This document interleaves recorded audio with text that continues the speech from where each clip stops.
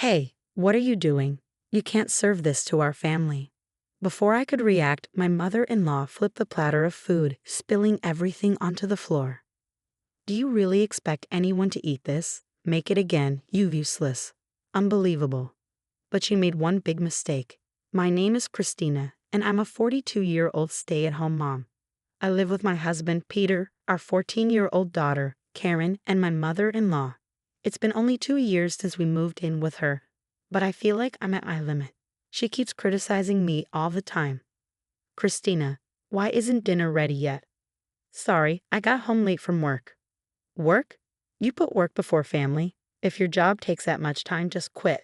I can't do that. We need the money. You, shut up. If you're going to do housework, then don't work at all. But I couldn't quit. Karen is in 8th grade, and soon she'll take high school entrance exams. She'll need tutoring, club fees, school trips, and new supplies. And after high school, there's college. On top of that, I need to save for retirement. Yet my mother-in-law keeps telling me to quit, as if she's trying to make my life harder. She raised 2 kids. She should know how expensive it is. She was the one who asked us to move in after my father-in-law passed away. She told my husband she was lonely, and he felt bad for her. I never wanted to live with her, but I agreed for his sake. And now she complains about everything I do. And that's not even the worst of it. She does other frustrating things too. Hey Mom, did you eat my cream puff? Karen asked one day. Huh? No, but it's gone. Grandma, did you eat it? Cream puffs. I don't even like those, she snapped. Then who ate it? I don't know. Either you or your mother is lying. I'm not lying. I didn't even get to eat it. You're probably just pretending so you can get another one. I would never do that. Sure you wouldn't. Stop accusing me. You have no proof I ate it. Then she stormed off to the bathroom, yelling, "You're a terrible wife and mother." Karen and I just stared at each other in disbelief. The next day, after she left to meet a friend, I was cleaning the house. When I went into her room, I found something in her trash can, a cream puff wrapper. I was furious. After all her yelling, she was the one who ate it. I told Karen, and she was disgusted. She said she wouldn't spend any more time with her than necessary. I wish I could do the same, but my husband travels a lot for work, so I'm stuck dealing with her. That evening, I showed her the wrapper. Brenda, you were so mean to us, but you were the one who ate the cream puff. She exploded. I did note. You or Karen must have put that in my trash to frame me, and how dare you go into my room? I was too tired to argue. She kept ranting, but I decided to stop letting it bother me. I started thinking of her complaints like a dog barking in the distance, annoying but easy to ignore. And the funny thing, she seemed more frustrated that I wasn't reacting. If she hates me so much, why doesn't she just ask us to move out? She treats me like trash, but acts sweet to my brother-in-law's wife, Zara. I found out that Zara went to the same high school as my mother-in-law. On top of that, she graduated from a top university and even worked as a model. Because of this, whenever we go outside with her, people notice her and come up to talk. My mother-in-law is clearly proud of her. But honestly, Zara isn't even her real daughter. There's no reason for her to act like she deserves credit for Zara's success. I can't help but think she's only proud because she believes, since my son married such an amazing woman, that must mean I'm amazing too. One day, my brother-in-law and Zara came over for a visit. Zara, welcome, come in.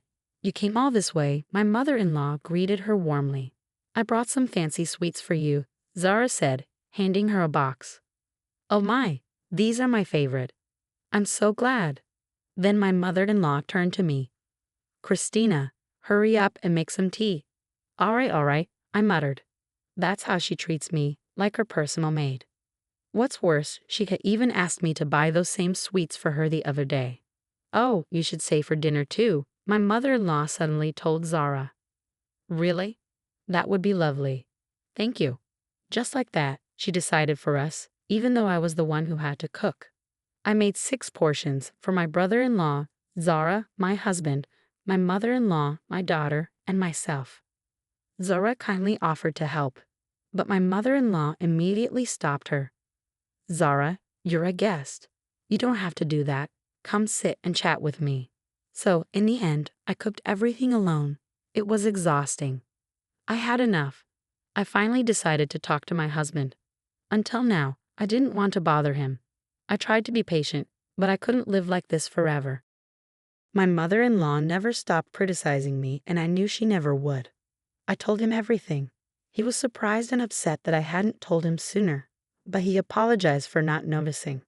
Right away, he went to his mother and warned her to stop treating me like this. But it completely backfired. So you've been telling my son weird things. You think I'm berating you?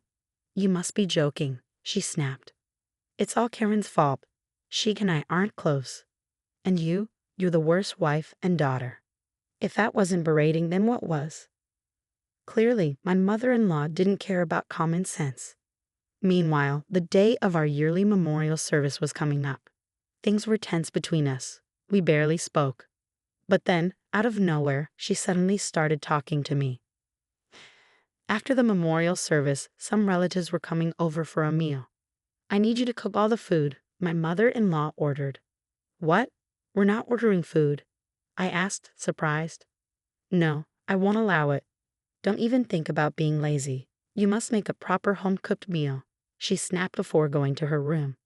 Cooking for all our relatives was way too much work for one person. So I asked Zara, my brother-in-law's wife, if she could help. She happily agreed. With the two of us working together, we could just barely manage. On the morning of the memorial service, I was getting ingredients ready in the kitchen when my mother-in-law walked in. Well, I have some errands to run, so I'm heading out, she said casually. What? You're leaving now? I asked. Can't do anything about it. I'll be back before the service. Take care of the cooking for me, would you? And just like that, she walked out the door. She probably thought I would ask her for help, so she ran off to avoid it. But honestly, I was relieved she was gone. As if right on cue, Zara stepped into the kitchen. Christina, let's do this, she said cheerfully. She was not only beautiful but also kind, and she was fast.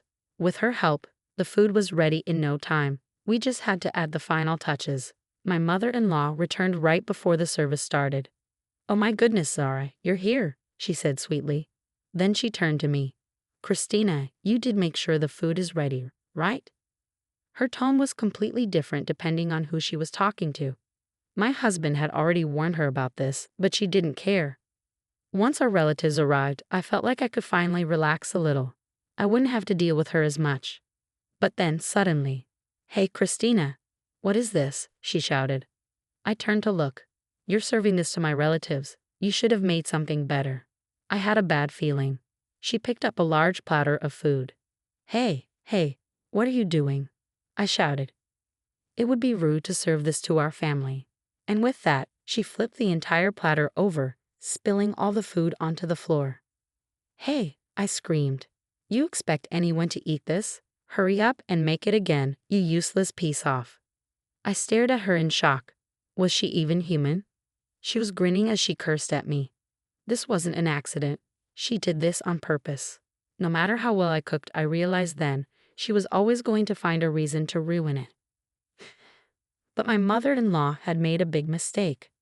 I didn't make that food, I said. What? She asked, looking confused. Then Zara, who had heard me shouting, rushed into the kitchen. Oh my God, my dish, she cried. My mother-in-law's eyes went wide. Zara made this dish, I said. That's. I thought you were cooking everything today, she stammered. I couldn't make food for all our relatives by myself, could I? That's why I asked Zara for help. We worked together to prepare it, and you just deliberately knocked it onto the floor. Zara gasped. Oh, Brenda, you did that on purpose. That's awful. Why would you do something so mean? Oh no, I just thought Christina had made it. My mother-in-law stuttered.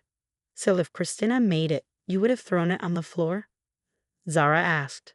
At that moment, Peter, my husband, arrived. My brother-in-law, hearing the commotion, also came over. I warned you to stop bullying my wife, Peter said angrily. And you still did this. Mom, what's going on? My brother-in-law asked, frowning. You've been treating Christina like this? That's disgusting. No, you're misunderstanding. My mother-in-law protested. You thought I made the food, I said. But it was actually Zara's. And you threw it on the floor. What? Mom, is that true? My brother-in-law demanded. It was an accident. The platter just slipped from my hands. She tried to explain. But then my daughter stepped forward. I have proof that Granny did it on purpose. What? My mother-in-law gasped. My daughter pulled out her phone and played a video. On the screen, my mother-in-law was clearly shown yelling at me, picking up the platter, and dropping it on the floor. It was recorded perfectly. When did you record this? I asked. When Granny called you over. I had a bad feeling, my daughter replied. Mom, you can't talk your way out of this, my brother-in-law said. Everyone, Zara, my husband, my daughter, and my brother-in-law, stared at her. Her face turned pale. She hung her head. When this gathering is over, we're leaving, Peter said. After that, you can live on your own. Oh no, you're abandoning me, she cried. You brought this on yourself, Peter said firmly. Then Zara turned to her. Brenda, if you like, you can live with me. Absolutely not. I don't want to live with someone who throws food on the floor and treats others horribly. Zara snapped. And just like that, it was over. I'll let you and Zara be alone during the day, my mother-in-law said, trying to act like she was in control. But my husband shook his head. No. First, you're cleaning up the mess you made. We're starting the memorial service now. With that, we left her behind. When our relatives asked where she was, my daughter showed them the video. Everyone was shocked. Their expressions changed instantly. They all despised her. By the time my mother-in-law finally arrived, everyone gave her cold, silent stares. I think that's when she realized she had made a huge mistake. After the memorial service, she didn't come home. We ordered food delivery and made sure our older relatives had enough to eat. Without her there, the atmosphere was so much better. The next day, my mother-in-law returned home, dropped to her knees, and begged us for another chance. But there was no way we were going to let her stay. In the 2 years I had lived with her, she had never once been kind to me. I couldn't imagine how anyone could be so cruel for so long. My husband and daughter agreed. We ignored her pleas, packed our things, and moved out. My brother-in-law and Zara had already cut ties with her, blocking her on everything. We did the same. She was completely shut out, not just by us, but by all the relatives. No one invited her to family gatherings anymore. I have no idea what she's doing now. I assume she's living alone, lonely, and regretting everything. But that's her own fault. As for us, we're happy in our new home. My husband never doubted me, and I was grateful that he stood by my side. With him, I know we can handle anything. Together, we'll continue to support our daughter and create a joyful, loving home. People who deliberately ruin food and treat others badly deserve to be left behind. It's strange how my mother-in-law turned out like that when her 2 sons are kind and normal. Well, in the end, everyone abandoned her. And honestly, it felt good to see her face when she realized it. I hope Christina lives happily ever after with her wonderful husband and smart daughter. Thank you for reading. Please subscribe to our channel. I hope to see you in the next video.